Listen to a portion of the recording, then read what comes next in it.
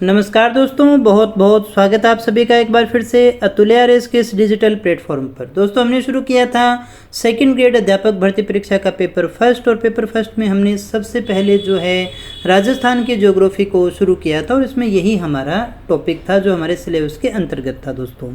तो दोस्तों 2-3 दिन अपनी क्लासेज नहीं हो पाई, आगे अपनी क्लासेज जो है वो रेगुलर रहेंगी। इसी प्रकार से थोड़ी सी हेल्थ प्रॉब्लम के कारण मैं आपकी क्लासेज को नहीं ले पाया था, लेकिन आगे से कोशिश रहेगी कि अपनी इन क्लासेज को कंटिन्यू रखें। और दोस्तों, जो आपके क्वेश्चंस वगैरह आते रहते हैं, मैसेज आते रहते हैं, तो 1-2 बातें मैं यहाँ पर बड़े क्लियर स्पष्ट करना चाहूँगा, अच्छे से आपको समझा देता हूँ ताकि किसी भी प्रकार का आपको कोई डाउट न रहे दोस्तों। तो हम दोस्तों पेपर फर्स्ट पढ़ रहे हैं। फर्स्ट पेपर जो हमारा जनरल अवेयरनेस वाला है, जो हमारा जीके वाला पेपर है, हम उसको पढ़ रहे हैं और इस पूरे सिलेबस को अपने करने वाले हैं। जो आपके सिलेबस में दिया हुआ है, जो आपका सिलेबस आरपीएससी ने जारी किया है, उसके एक एक टॉपिक को मैं आपको करवाने वाला हूं। इसमें आपको किसी भी प्रकार की कोई शंका रखने की आवश्यकता नहीं है। बिल्कुल भी इस प्रकार से मत सोचिएगा कि सर बीच में छोड़ देंगे, तो ये बिल्कुल भी नहीं छोड़ा जाएगा। अभी अपने पास में पर्याप्त समय है, और अगर इसी प्रकार से अपने चलते रहे तो जनवरी एंड तक अपने सारा सिलेबस जो है वो पूरा कर लेंगे। किसी प्रकार की चिंता करने की आपको आवश्यकता नहीं है, कहीं और जाने की भी आपको आवश्यकता नहीं है। जिस क्वालिटी से, जिस मेहनत से अपने अभी तक पढ़ रहे हैं, उसी मेहनत से अपने आगे पढ़ेंगे, और उससे भी ज़्यादा मेहनत मैं आपके लिए करने वाला हूं। तो अपने दिमाग से सारी शंकाएं निकाल देना कि पूरा होगा या नहीं होगा। निश्चित रूप से आप हमारे साथ में जुड़ सकते हैं, आप अपनी तैयारी को जो है वो कंटिन्यू रख सकते हैं हमारे साथ में। और अगर हम बात करें सेकंड पेपर की, तो देखिएगा दोस्तों, सेकंड पेपर में मैंने आपको ये कहा है कि मैं आपको एसएसटी करवाऊंगा और साथ ही साथ मैं आपको करवाऊंगा हिंदी। ये दोनों सब्जेक्ट अपने करेंगे, बिल्कुल करेंगे दोस्तों। इसमें भी आपको किसी प्रकार का शक रखने की आवश्यकता नहीं है। अभी थोड़ी सी, एक तो स्वास्थ्य के कारण 1-2 दिन मैं आपकी क्लासेस नहीं ले पाया, और थोड़ा सा ये ध्यान रखिएगा कि 27 जो है, 27 को आपको आरएस प्री का एग्ज़ाम है, तो इस वजह से भी थोड़ी सी जो है व्यस्तता भी है, और बच्चे भी इसी और व्यस्त है, इसलिए अपना थोड़ा सा स्लो रहेगा कार्यक्रम। जैसे ही 27 निकल जाती है तो 28-29 के बाद, 29 के बाद में तो वैसे भी स्कूलों की छुट्टियां भी हो जाएंगी, तो हमें और ज़्यादा समय मिल पाएगा। तो 27 तक थोड़ा सा आपका स्लो रहेगा जो, लेकिन फिर भी कोशिश यही है कि क्लासेज आपकी नियमित रूप से नहीं जो है लगती रहे दोस्तों। 24 या 25 तक अपने क्लासेज इसकी कंटिन्यू रखेंगे। 1-2 दिन की आपकी छुट्टी रहेगी। 27 तारीख वाले पेपर की तैयारी के लिए मोस्ट ऑफ स्टूडेंट्स ने फॉर्म इसमें भरा हुआ है, इसकी आपको तैयारी करके भी जाना है। इसके लिए आपको बहुत बहुत शुभकामनाएं। अगर किसी बच्चे ने ये फॉर्म भरा है और कुछ भी नहीं पढ़ पाए हैं, अभी तक आरएस में कुछ भी नहीं पढ़ा है, तो कम से कम करंट और आर्थिक समीक्षा पढ़ के जाएंगे। बाकी आपने जो रीड में पढ़ा है वही आपके काम आ जाएगा। इतने से आपका प्री आराम से क्लियर हो जाएगा दोस्तों। तो करंट और अभी ये जो आर्थिक समीक्षा है, इतना तो आप पढ़ ही सकते हैं। 5-6 दिन है अभी आपके पास में, तो इस टाइम का लाभ जरूर उठाइएगा और पेपर देने के लिए ज़रूर जाइएगा दोस्तों। तो हम अपनी क्लास को कंटिन्यू करते हैं, जो हमने अरावली पर्वतीय प्रदेश को शुरू किया था।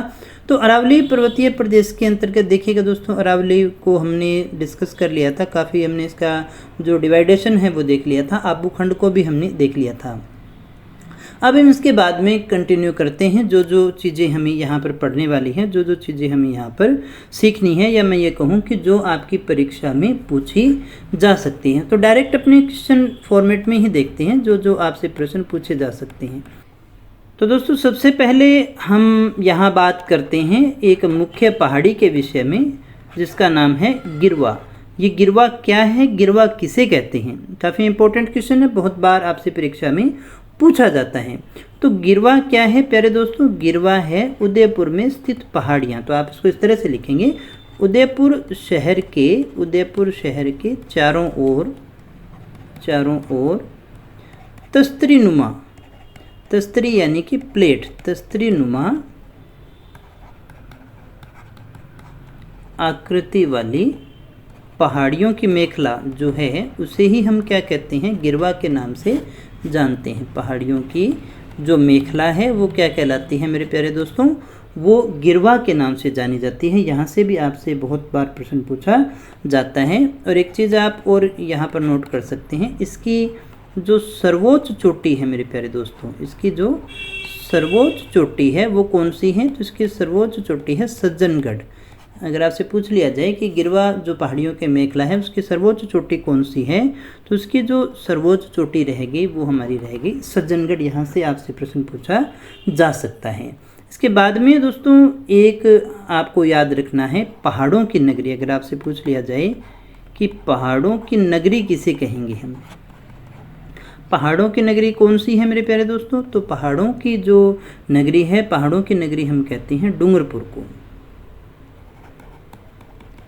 ये डायरेक्ट आपके क्वेश्चन है दोस्तों, ऑब्जेक्टिव क्वेश्चन यहाँ से बहुत बार परीक्षा में पूछे गए हैं, आगे भी आपसे पूछे जा सकते हैं। तो यहाँ से इस तरह के प्रश्न बन सकते हैं। इसके बाद में आप यहाँ पर एक चीज़ और देखिएगा, नोट कर सकते हैं, राज्य का सबसे ऊंचा बसा नगर, ऊंचा बसा नगर कौन सा है दोस्तों? तो ये आपको याद होगा अच्छे से, इसका जो नाम है वो है माउंट आबू। कौन सा है? माउंट आबू है। माउंट आबू सिरोही में है और ये जो है इन्हीं पहाड़ियों में स्थित है, इसीलिए मैं आपको लिखवा रहा हूँ। यहाँ पर अगर आपसे पूछा जाए रणकपुर का जैन मंदिर, तो रणकपुर जैन मंदिर जो है वो भी किन पहाड़ियों में है? वो भी दक्षिणी अरावली की पहाड़ियों में है। ये क्वेश्चन आपसे पूछा जा सकता है। तो कई बार वो ऐसा पूछ लेता है निम्न में से कौन सा अरावली की पहाड़ियों में है या नहीं है। तो यहाँ से इस तरह के क्वेश्चन आपसे बहुत बार पूछे गए हैं। इसके बाद में आपको एक और चीज़ याद रखनी है और वो है उड़िया का पठार। उड़िया का पठार, ये जो उड़िया का पठार है मेरे प्यारे दोस्तों, ये 1360 मीटर की ऊंचाई पर है। 1360 मीटर की ऊंचाई पर 1360 मीटर की ऊंचाई पर राज्य का सबसे ऊंचा पठार है।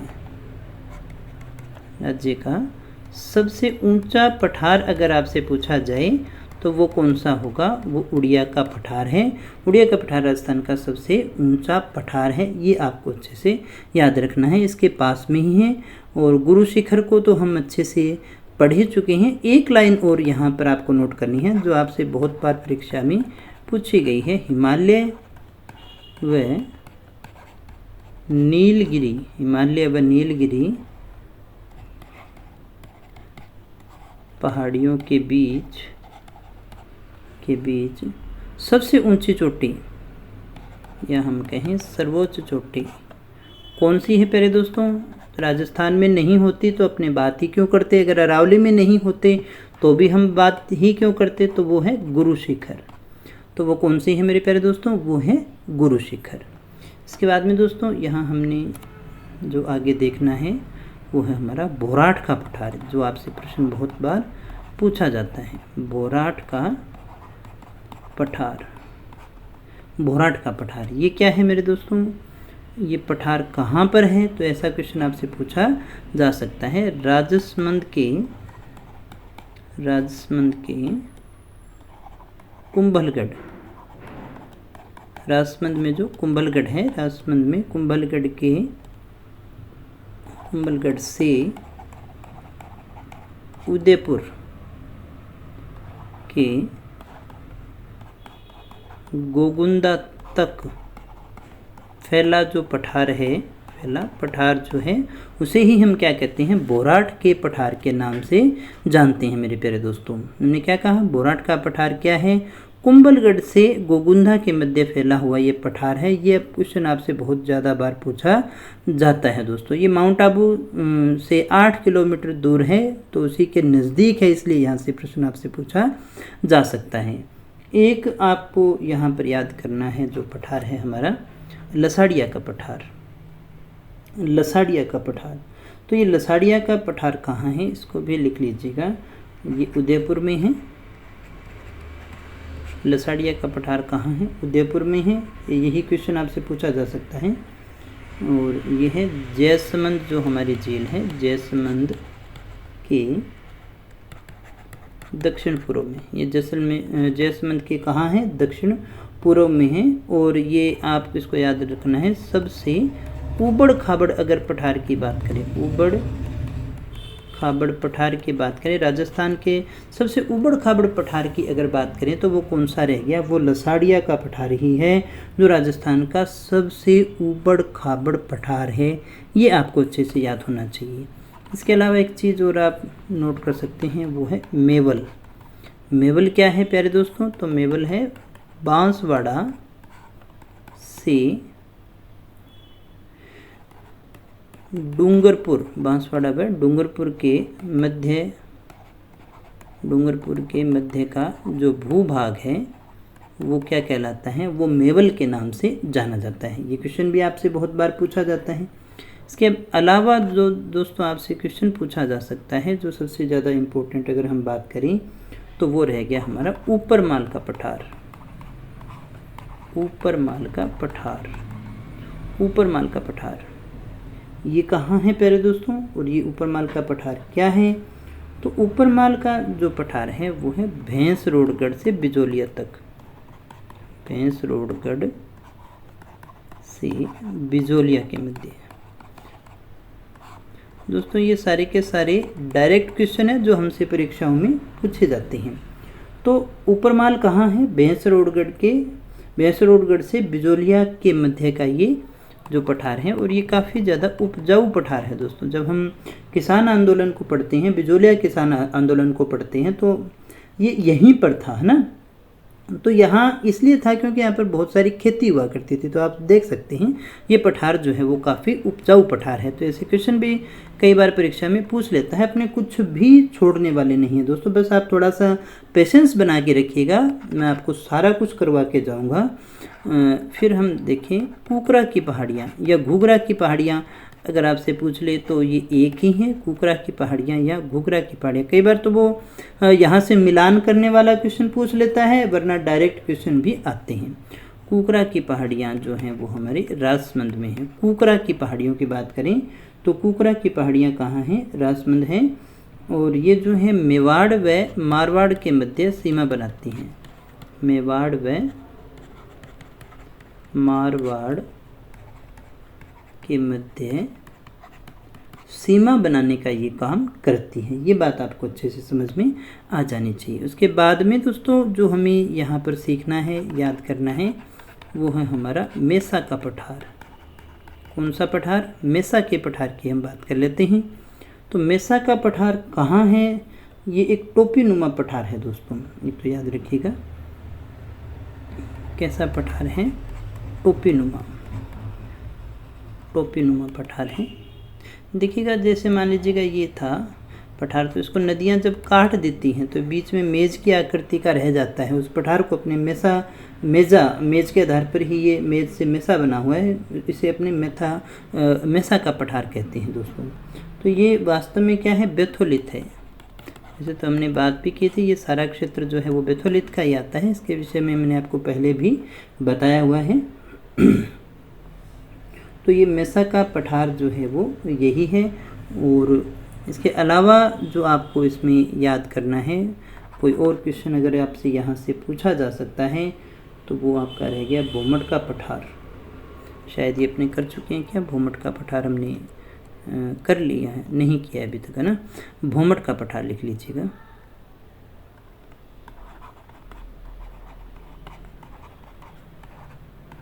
भोमट का पठार ये डायरेक्ट क्वेश्चन है दोस्तों। आप किसी भी पिछले पेपर को उठा के देखोगे तो आपको ये जो है देखने को मिल जाएगा। ये कहाँ है, सिरोही में है, उदयपुर में है,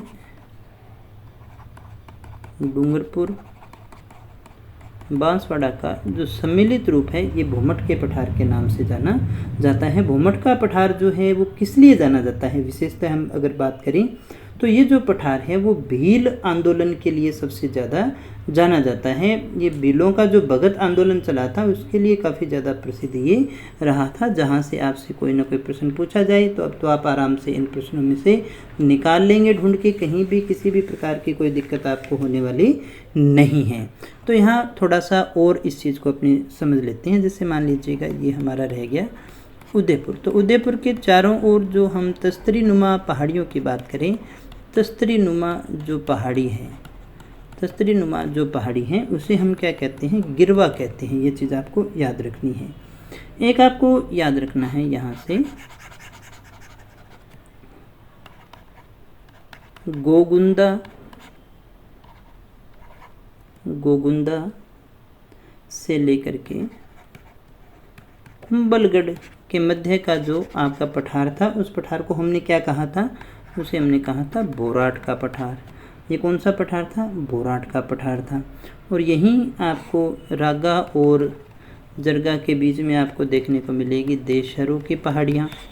देशहरों हमने ये क्षेत्र देखा था। एक आपको याद रखना है, एक यहाँ पर आपका पठार रह गया जिसे हम कहते हैं ऊपर माल का पठार। कौन सा पठार है? ऊपर माल। ये तो आपको याद होगा, अभी तक हमने इसको पढ़ा है। बिजोलिया से लेकर के भैंसरोडगढ़, भैंसरोडगढ़ ये यहाँ तक आपका फैला हुआ है।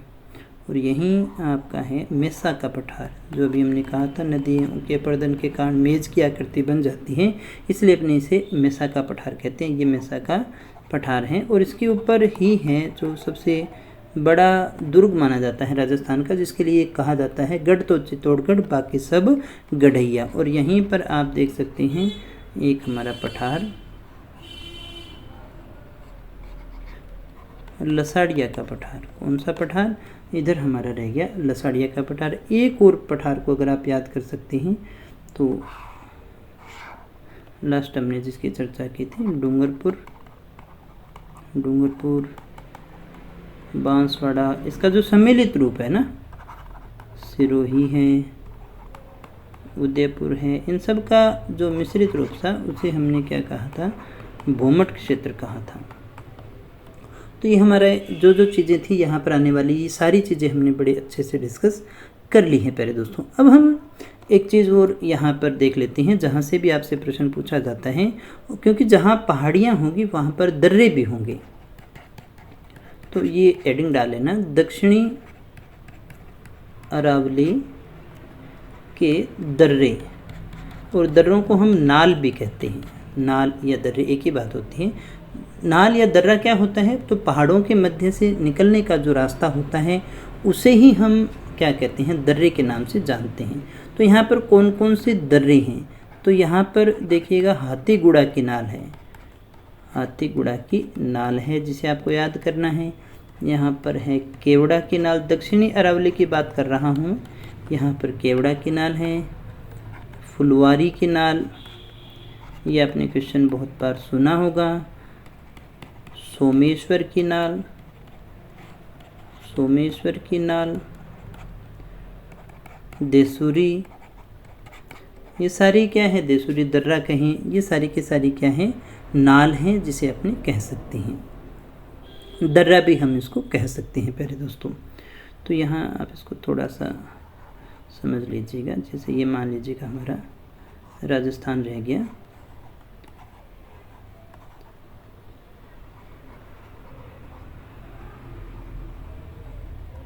तो इस प्रकार का हमारा राजस्थान का क्षेत्र रह गया। जहाँ से आपसे प्रश्न पूछा जाता है दोस्तों, उसमें से हम कुछ भी नहीं छोड़ रहे हैं। यहाँ पर हमारा रह गया अजमेर, यहाँ पर हमारा अजमेर रह गया।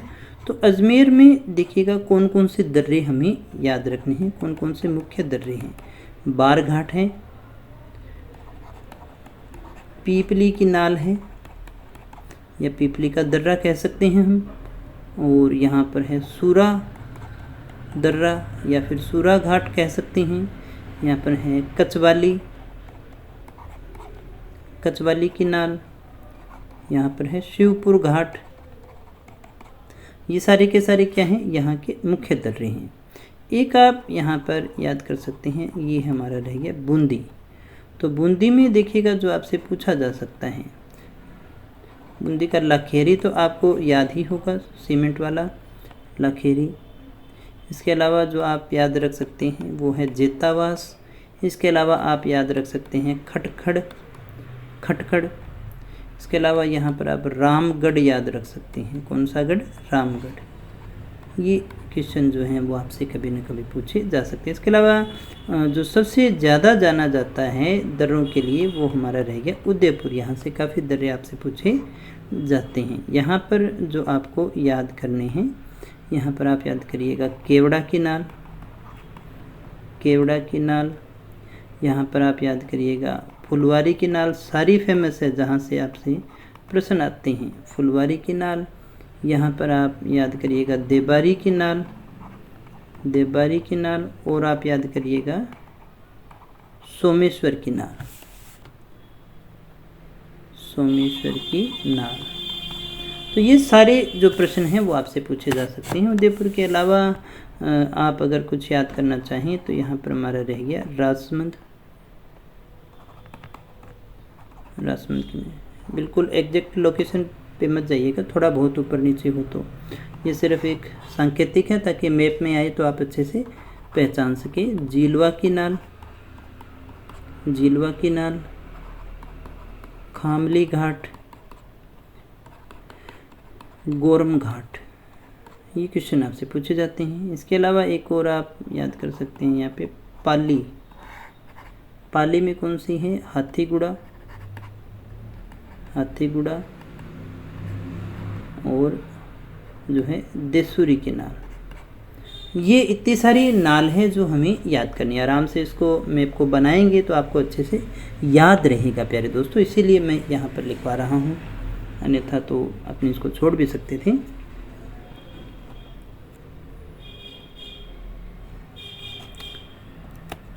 अब थोड़ा सा इनकी डिटेल भी अपने स्टडी कर लेते हैं। सबसे पहले हम बात करें हाथीगुड़ा की नाल। हाथीगुड़ा की नाल तो ये कहाँ है? ये है राजसमंद में।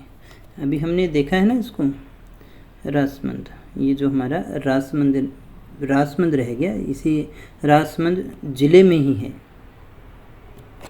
राजसमंद। इस पे से जो निकलता है NH 27, पहले ये कौन सा था? 76 था, अभी 27 है। कुंभलगढ़ जाने का रास्ता यहीं से प्राप्त होता है। फिर आप देखिएगा केवड़ा की नाल, केवड़ा की नाल। तो केवड़ा की नाल आपको कहाँ मिलेगी? उदयपुर में। केवड़ा की नाल कहाँ है? उदयपुर में। और अगर आपसे पूछा जाए हाथी नाल, हाथी नाल कहाँ है? तो वो भी उदयपुर में ही है। सोमेश्वर अपने कर चुके हैं, फिर भी एक और याद रखिएगा देसूरी की नाल। ये क्वेश्चन बहुत बार आता है, पाली में है। इसके अलावा दोस्तों जो भी अपने छोटे बड़े दर्रे हैं, रामगढ़ दर्रा है, लाखेरी दर्रा है, वो सारे के सारे अपने यहाँ पर मैप में देख चुके हैं, जो आपको विशेषता याद रखनी है। आगे बढ़ते हैं और आगे बढ़ते अपने अरावली के दूसरे भाग की तरफ चलते हैं, जहाँ से आपसे प्रश्न पूछा जा सकता है। तो दूसरा हमारा भाग है मध्य अरावली। किस अरावली के विषय में बात करने वाले हैं प्यारे दोस्तों? हम मध्य अरावली के विषय में बात करने वाले हैं। तो सबसे पहला जो हमारा क्वेश्चन बनता है वो इसमें से यही है कि इसका विस्तार कहाँ है। तो आप इसको इस तरह से लिख सकते हैं, सांबर झील। सांबर झील कहाँ है? आपको याद होगा जयपुर में है।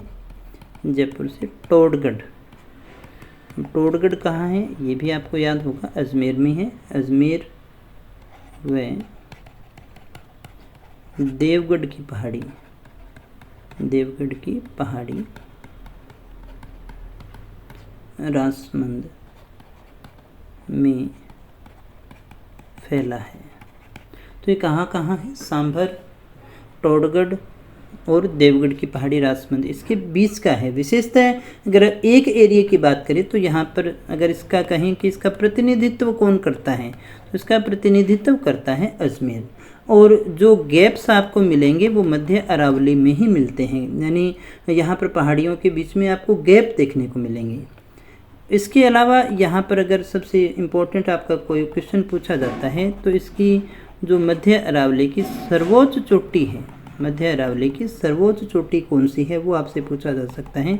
वो है मोरामजी। कौन सी है? मोरामजी है, टोडगढ़ पर है, टोडगढ़ पर है। और कितनी है? 933.72, 933.72 मीटर इसकी ऊंचाई है, ये आपको याद रखना है। और इसका जो केंद्रीय भाग है वो क्या कहलाता है? तारागढ़। केंद्रीय भाग कौन सा है? तारागढ़। तारागढ़ 870 मीटर। इसे मेरवाड़ा की पहाड़ियाँ भी कहते हैं। तो मध्य अरावली की जो पहाड़ियाँ हैं उसे अपने मेरवाड़ा की पहाड़ियाँ भी कहते हैं, ये भी आपको याद रखना है। यहाँ पर और कौन कौन सी मुख्य चीज़ें हैं, तो यहाँ पर आपको किशनगढ़ है, अजमेर में जो पुष्कर तीर्थ रह गया, डेगाना रह गया, मकराना रह गया, ये सारी की सारी जो चीज़ें हैं वो इसी के अंतर्गत रह जाती हैं, ये आपको याद रखना है। इसके अलावा जो यहाँ से आपसे पूछा जा सकता है, मध्य अरावली में स्थित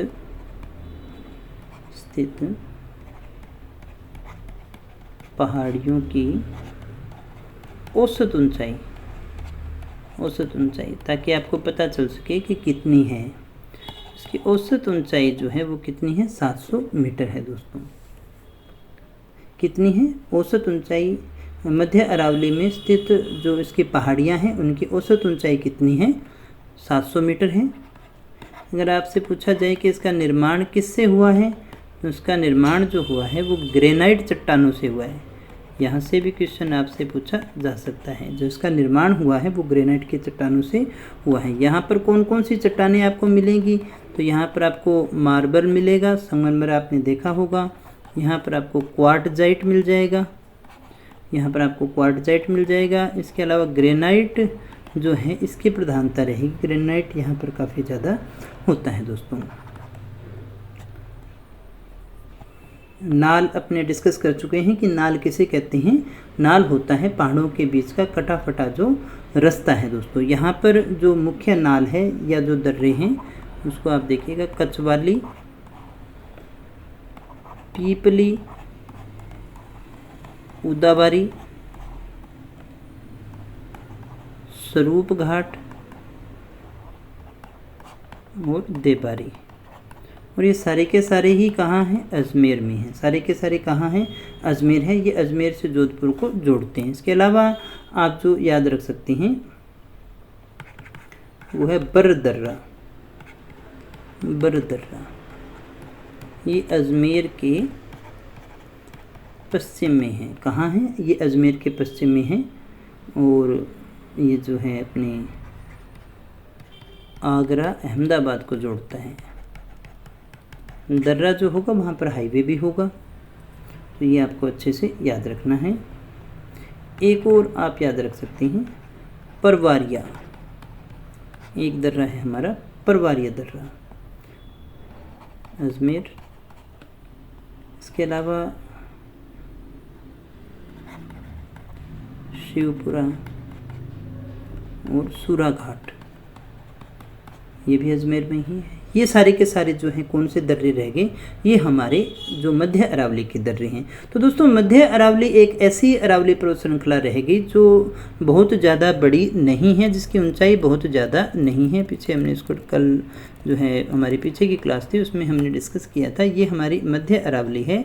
इसका जो प्रतिनिधित्व करता है वो अजमेर करता है। यहाँ पर आकर के जो इसकी ऊंचाई है वो काफ़ी ज़्यादा कम होती है, इसलिए इनके बीच में गैप्स भी पाया जाता है। औसत ऊंचाई हमने देखा 700 मीटर से ज़्यादा है नहीं। अगर इसकी घाटियों की ऊंचाई करें तो वो भी 550 तक सिमट जाती है। ग्रेनाइट चट्टानें यहाँ पर आपको मिल जाएंगी। अगर आप और चट्टानों की बात करेंगे तो मार्बल है, क्वार्टजाइट है, ग्रेनाइट चट्टानें आपको मिलेगी। यहाँ पर नाग पहाड़ियाँ हैं वो अजमेर में हैं, काफ़ी फेमस है। यहीं आपको टोडगढ़ भी मिलेगा, जिसका टोडगढ़ के किले का पुराना नाम हुआ करता था बोरासवाड़ा, ये भी आप अच्छे से याद रख सकते हैं। इसके अलावा यहाँ पर कुछ एक दर्रे थे जिसके विषय में मैंने आपको अच्छे से बता दिया है दोस्तों। अगर आपसे पूछा जाए मध्य अरावली के सबसे ऊंची चोटी तो मोराम जी है, वो हमने अच्छे से डिस्कस कर लिया है दोस्तों। कौन सी है, मोराम जी है, टोडगढ़ पर है, 933.72 मीटर है दोस्तों। और केंद्रीय भाग की बात करें तो वो रह गया इसका तारागढ़।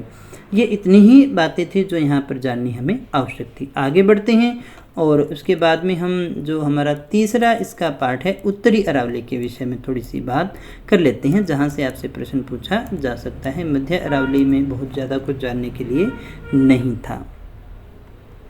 अब हम तीसरे पार्ट के विषय में बात कर लेते हैं जो है हमारा उत्तरी अरावली।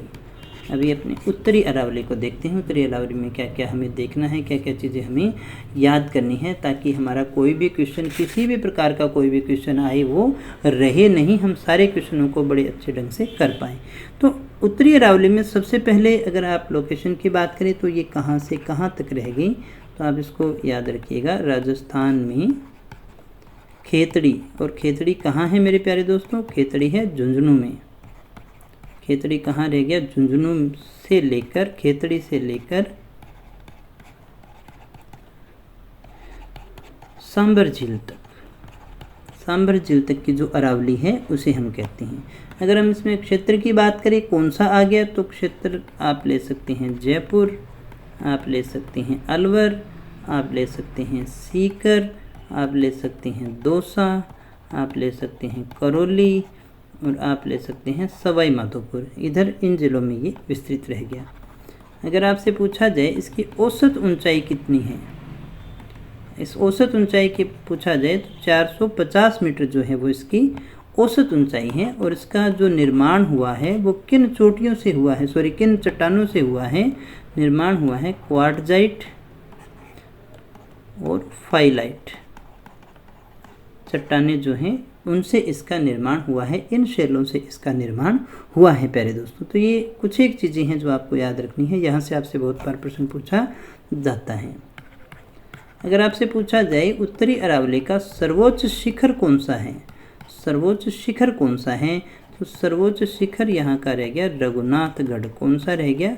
रघुनाथगढ़, जो कहाँ है? वो जो सीकर में है, और इसकी जो ऊंचाई है वो 1055 मीटर है। अभी हमने पीछे देखा था तो 700 के आसपास रह गया, तो यानी कि मध्य अरावली जो है उसकी ऊंचाई बहुत ज़्यादा नहीं है दोस्तों। एक आपको याद रखना है मालखेत या फिर बालखेत। ये क्या है? ये शेखावाटी में अरावली का जो विस्तार है वही है। शेखावाटी में अरावली का विस्तार, अरावली का विस्तार क्या कहलाता है? मालखेत या बालखेत के नाम से जाना जाता है। यहीं पर देखिएगा एक झील भी है, रेवासा झील, जो क्या है? खारे पानी की झील है दोस्तों। क्या है? खारे पानी की झील है, ये आपको अच्छे से याद रखना है। और यहाँ पर देखिएगा दोस्तों अलवर की पहाड़ियों और खेतड़ी की पहाड़ियों के मध्य का जो भाग है उसे अपने तोरावटी प्रदेश कहते हैं। क्या कहते हैं? तोरावटी प्रदेश। ये क्वेश्चन कई बार परीक्षा में आ जाता है। अलवर पहाड़ी, अलवर पहाड़ी व खेतड़ी पहाड़ी के मध्य, खेतड़ी पहाड़ी के मध्य जो हमारा क्षेत्र रह गया, मध्य का जो भाग रह गया, उसे ही हम तोरावटी के पठार के नाम से जानते हैं दोस्तों। कुछ एक चीज़ें और हैं यहाँ पर याद करने वाली। ये सारे फैक्ट है दोस्तों, डायरेक्ट आपसे पूछा जाता है। तो खेतड़ी है यहाँ पर काफ़ी ज़्यादा इम्पोर्टेंट है, जिसको आपको याद रखना है। अलवर का कांकनवाड़ी का पठार, कांकनवाड़ी का पठार ये कहाँ रह गया प्यारे दोस्तों? कांकनवाड़ी का पठार रह गया अलवर के अंदर। इसके अलावा दोस्तों यहाँ पर इस भाग में आपको मिलेगी भानगढ़, अजबगढ़, भानगढ़ अजबगढ़ की पहाड़ियाँ जो हैं वो आपको यहीं पर देखने को मिलती हैं दोस्तों। एक सबसे इम्पोर्टेंट बात, रणथंभौर, रणथंभौर में अरावली व विंध्याचल, विंध्याचल दोनों पर्वतों का संक्रमण क्षेत्र है। अगर आपसे पूछा जाए कि संक्रमण क्षेत्र कहाँ है, तो संक्रमण क्षेत्र आपका रह गया रणथंभौर में, क्योंकि यहाँ पर जो है वो दोनों चीज़ें मिलती हैं, दोनों चीज़ें मिलती हैं, दोनों पहाड़ियाँ अरावली और विंध्याचल जो है पहाड़ियाँ मिल जाती हैं, इसलिए अपने इसे संक्रमण क्षेत्र कहते हैं। तो दोस्तों एक और चीज़ अपने इसमें आज नोट कर लेते हैं, वो है राजस्थान की प्रमुख पहाड़ियाँ। प्रमुख पहाड़ी, पूरे राजस्थान की बात करें जहाँ से आपसे सीक्वेंस का एक क्वेश्चन कई बार आ जाता है, 5-7 ही देखेंगे, वैसे तो बहुत सारी है। तो सबसे पहले अगर हम बात करें गुरु शिखर, गुरु शिखर कहाँ है मेरे प्यारे दोस्तों? सिरोही में है, और ये कितनी है? 1722 मीटर है। 5-6 ही देखेंगे, ज़्यादा नहीं देखेंगे। शेर कहाँ है? सिरोही में ही है, ये 1597 मीटर है। तीसरी की बात करें तो दिलवाड़ा है, या दिलवाड़ा कह सकते हैं अपने इसको, ये भी सिरोही में है, 1442। इसके बाद में चौथी की बात करें तो जरगा है, जरगा है उदयपुर में और इसकी है 1431 मीटर। इसके बाद में अपने बात करें 5वां आबू, तो आबू कहाँ है? सिरोही में है। आबू की पहाड़ियाँ 1295 आबू पहाड़। छठी को अगर आप देखें जरगा के बाद में आबू, सॉरी इसके बीच में एक और रह गया अपना अचलगढ़, उसको लिख लेते हैं पहले। इससे पहले एक और है अपनी 5वीं अचलगढ़, जहाँ से आपसे प्रश्न पूछा जाता है। अचलगढ़ कहाँ रह गया? अचलगढ़ है सिरोही में।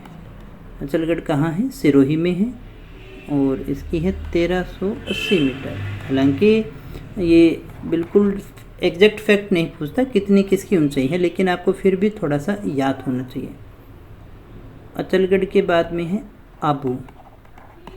आबू है सिरोही में। तो दोस्तों ये थी राजस्थान की कुछ प्रमुख पहाड़ियाँ। मुझे उम्मीद है आपने काफ़ी ध्यान से इन चीज़ों को सुना होगा और सारी चीज़ें आपको अच्छे से समझ में आ रही होंगी। अगर समझ में आ रही हैं तो कमेंट करके मुझे ज़रूर बताइएगा। ये जलवायु और ये वाला टॉपिक अपना थोड़ा सा स्लो रहेगा क्योंकि इसमें समझने वाला काफ़ी कुछ है। इसके बाद में अपनी क्लासेस की स्पीड भी बढ़ जाएगी और तब तक RAS का पेपर भी हो जाएगा। तो दोस्तों मिलते हैं नेक्स्ट क्लास में कुछ और नई जानकारी के साथ। तब तक यूँ ही बने रहे हमारे साथ। Thank you very much.